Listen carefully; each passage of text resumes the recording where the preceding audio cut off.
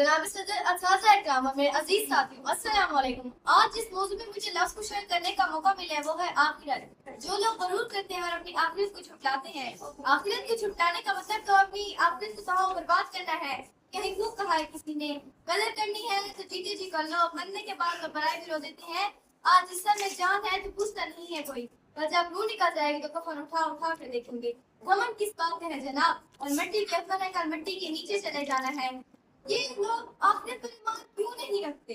क्या इनको पता नहीं है कुल्लू नफ्सिन जायकातुल मौत, हर नफ्स को मौत का जायका चखना है। क्यों नहीं रखते आखिरत पर ईमान?